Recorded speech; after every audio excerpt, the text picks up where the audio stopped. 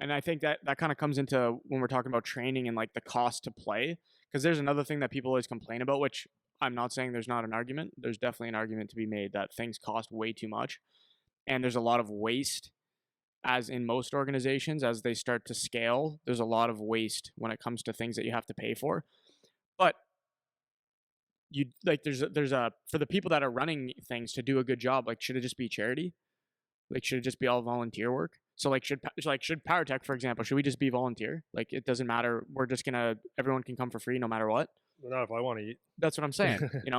Because that's the other thing is because we'll get comments sometimes on some of our videos where it's like, oh yeah, meanwhile you charge whatever money for your camps and for this stuff. Business. It's like, yeah, it's still a business. No, I never hit that. You have to incentivize quality, and the way that our society is structured is that money is the incentive for quality. That's what it is. So if you want to show up to a trainer, you're going to have to pay for quality. And there's ways that, because that's something that I genuinely try to do, is I try to make the workouts as cheap as possible, because I know people pay to go on the ice because that's the more expensive thing. So I try to make things as cheap as possible, but at the end of the day, it's like, this is how we live. Like you need money to live, and there's things where like we'll cut as much as we can to make things as affordable as they can be for people while still being competitive so that we actually have a business. But people right away, they jump to the cost of everything and complain about like this costs this much, this costs this much, this costs this much. And it's like, yes, it's annoying that it's expensive, but you also have to kind of have a brain about what you're buying and what you're paying for, Yeah. Well, there was a big thing in youth hockey because a lot of times they don't show you the books. We've tried, not me, but there's parents that are like, okay, well, let's do the math here. And we don't always know what the math is, but there is ice time. You got to pay refs, you got to pay maybe some coaches a little bit here. They got to pay whatever the budget is, and who knows? I don't even know, but it never seems to add up. But insurances and all that stuff. But who knows? I don't know. A lot of times it's hidden, and maybe people are making money, or yeah, for sure they're making money or whatever. But you know what? It wasn't going to stop me from playing, having my son play hockey. It's a great game. If someone figured out a way to make whatever X amount of money and it's not killing us, then whatever. I didn't really care. But for some people, it's a soft spot. But I mean, I don't know. It's a weird thing to try to dissect. Well, there's two, yeah, because you're going to give in at some point. You want to play. Yeah, for sure. But there's a reason that people are on the boards for 30 years. Yeah, most people aren't just really nice people. But it's the same both sides thing too. Like if you have to go spend, like this, the other thing is things don't just cost what they cost. Like it's easy if you come on for a camp, it's easy to run the numbers, right?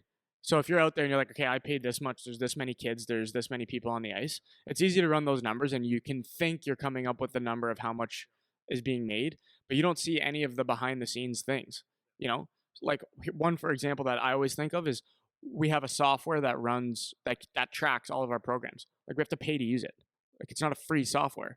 So that cost is built into our camps because we have these things like that you would never see or think of, And that's why it's funny when you hear people this facility wasn't like I just got to move my stuff in here for no reason. Yeah, right. It's like this doesn't cost anything. All this equipment, yeah, right. Yeah. So, and people don't think about those costs because they jump right away to like everything's so expensive.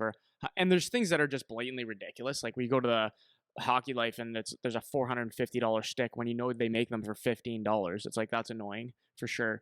But it's not necessarily that all things are like that. We have to find a way to make it work because a lot of times those things actually do make the game better, even though they're annoying and they cost a lot. Well, so I talked to this about a lot of people. So when I had my kids growing up in sports, I never really. Everyone says you need the best skates. That's a common thing, and it's like it kind of makes sense, but for me, it made zero sense because I looked at the skates that I skated in when I was 4, 6, 12, 16, like when I played junior and stuff. If someone put those boots on right now, they go like, how do you skate in these? They're like 10 pounds a pair. I skated really well. Like, and the type of skate wasn't really an issue. The sharpening, I never paid attention to. I just sharpened my blades, man. Like it was nothing. So when we grew up when kids grew up, I bought them good skates, but they were never top of the line. and they're always, so if let's say there was the whatever the Total top, one. so what are they called? There was a Total One. Total One. That was the top when I was like Okay. getting into Yeah, junior. they probably think you're 48 years Yeah, I old know. now. But okay, so let's say it's the Bauer Total Ones. Yeah. I would take the knockoff of the Total Ones Yeah, like the one step down. Yeah. a year later. Mm-hmm. So those, let's say they're $800 skates, which would be cheap right now. I would pay $350 Mm-hmm. on a bad day. Oh yeah. Yeah. My Yeah, dad like did the that's same a thing. 350 would be like no problem. And because I like common sense to me was like I know how to like, it wasn't the skate that was going to make me the skater, right? So whatever boots I was wearing, maybe it was a very very small percentage that would change. And for youth hockey, it really doesn't matter. Um, you can skate on anything, but also you're going to grow out of it. So why pay 800? Like if you went through, my kids did that a couple times. They went a couple pairs of skates a year just simply because they grew. So 800 plus 800 is 1600, or 350 or 300 times 2 is 600, right? So that made sense to me. Now, the sticks, on the other hand, I if I was making one investment that made a difference to me is the stick. Because, and I don't, and I'm blaming the companies for this one, because if you get a good stick, it's balanced, right? It just feels different. It's light, but it's not, there's no heaviness anywhere. As soon as you step down, if you want to go the next model down, you grab that stick and like the bottom just drops. It's heavy. The blade feels like there's a 5 pound weight on it. And it's if you don't really know, it's subtle. Then you go handle a puck or shoot, and you're going like my shot's off or whatever. Because I was doing a camp in the States one time in Saginaw, and broke my twigs, and I had to get an emergency one. I usually get my sticks, delivered or whatever. And so I went to a sports shop, got what I thought, didn't really pay a lot of attention. Looked good, yeah. Went on the ice. I'm like, oh my god, it was like hurting not hurting, but it was like heavy, and I was like, I felt like garbage. So you shoot a puck and whatever roll. So I would say, like, if you do make an investment, the stick is a huge one, like for your shooting, because it's just balanced out. Back when I played, you could say, well, yeah, you used Cohos and Titans back in the day. Yeah, but they were balanced equally. You couldn't find one that was better than the other, really. So now, like, I would say, like, if I was investing in something, I'd get a good quality stick. So you could still go and get top end stick from last year or the year before. They're really good. But so if you get, let's say there's this brand is the top brand. If you just follow it down a year or two, you're going to get a deal on those sticks. But if you go buy the top one, it's going to cost you, I know some of the Americans can't believe it, but like $400, $500 for the stick. So you can get a better deal. Now, the companies that do it, it's like, come on, man. Like, why can't you just make a balanced stick? But there has to be a tactic to it, right? Like, like in your opinion, being the engineer that you are, if you make this stick, this is our best, lightest stick, why and it costs this much money, what would make the difference in the why would they not balance it out for the next model down? Because then why would anyone buy the top model? Exactly. Right? Like that. That's all the Yeah, incentives. but paint right? it paint it shitty. No, but really, like, I don't understand. Because Why make a shitty stick? Because this is why. Because people I know. aren't stupid. Because they're doing what a lot of people know, the things you know when it comes to buying products. It's like if I go to buy a toaster, it's like I don't need to buy the one that just came out yesterday. It's like if I buy one that's secondhand from last year, it's gonna toast my bread, man. You know what I mean? So people know that about buying products. So if you're a company trying to sell a particular item, like your big ticket item, if that's what you want to push people towards, then there has to be significant difference with that one down. And that's why skates, like, it's hard to make skates. You can't make a skate unbalanced because that actually will affect your skating because it's very specific. So just like the boot altogether could be a little bit heavier, or the material's not quite as good, but it still feels like a skate. It still works like a skate. It's not something that's actually going to affect what you're doing. But if you have a different distribution of weight on a stick, it's like that actually will affect things. And it is subtle when you pick a stick up. If you're not tuned to it, you can't tell the feel.